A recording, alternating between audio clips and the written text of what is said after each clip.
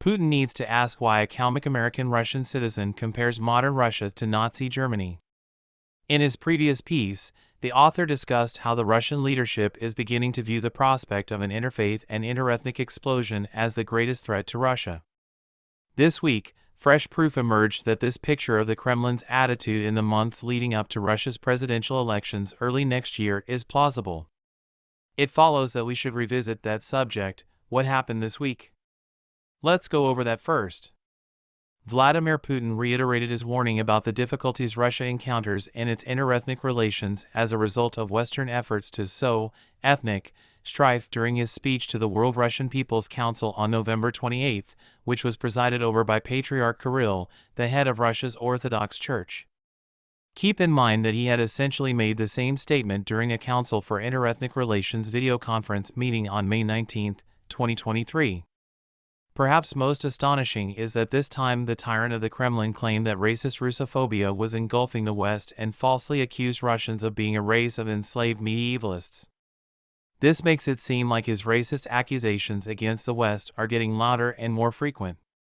The logic of Western racists and colonialists into their cruel scheme of total depersonalization, disunity, suppression, and exploitation simply does not accommodate our diversity and unity of cultures, traditions, languages, and ethnic groups, he asserted on Tuesday.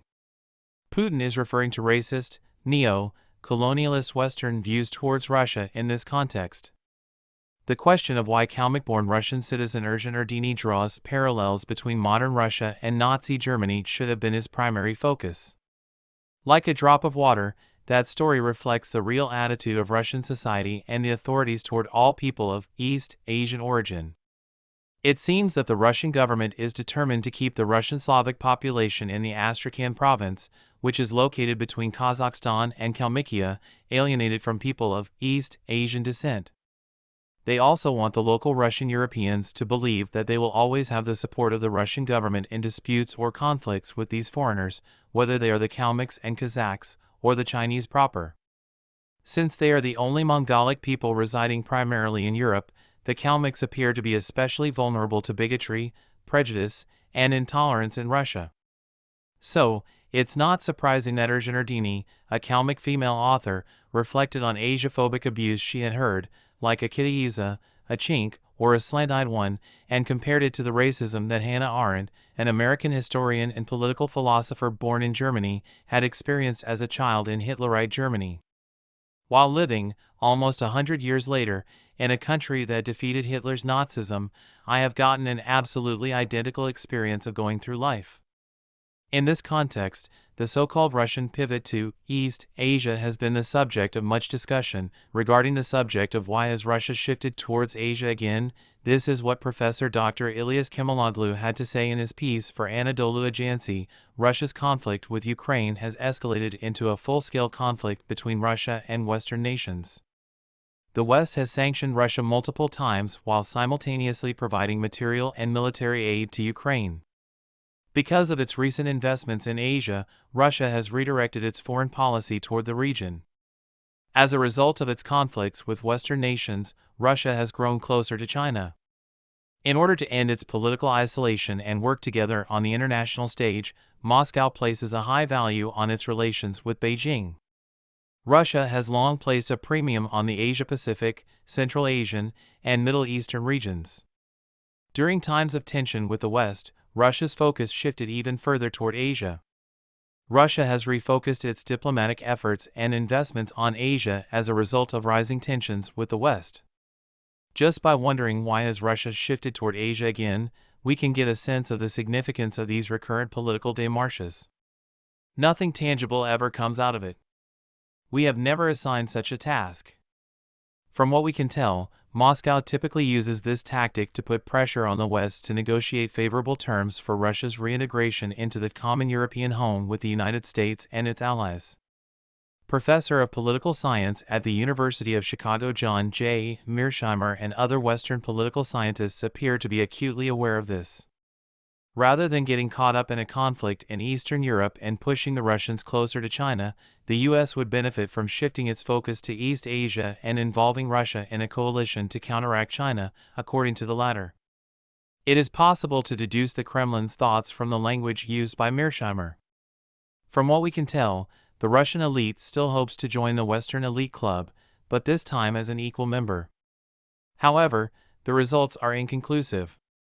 Given this context, Moscow seems to have shifted gears and begun accusing Western liberal elites of abandoning their long-standing duty to advocate for white people's interests globally, of losing their edge when it comes to dealing with African Americans in the United States and migrants and their descendants in some European Union countries. The right-wing forces' mindsets are being influenced by this. Citing Casey Michel's article How Russia Surpassed Germany to Become the Racist Ideal for Trump-Loving White Supremacists, the following is the evidence presented. White supremacists in the United States can only look up to one country and one leader. Known as the sole white power in the world, Richard Spencer is the current incarnation of the alt-right in the United States. The key to white survival, according to David Duke, is in Russia. Meanwhile, white nationalist and traditionalist Worker Party leader Matthew Heimbach recently proclaimed Russian President Vladimir Putin to be the leader of the free world and an instrumental figure in turning Russia into a nationalist stronghold.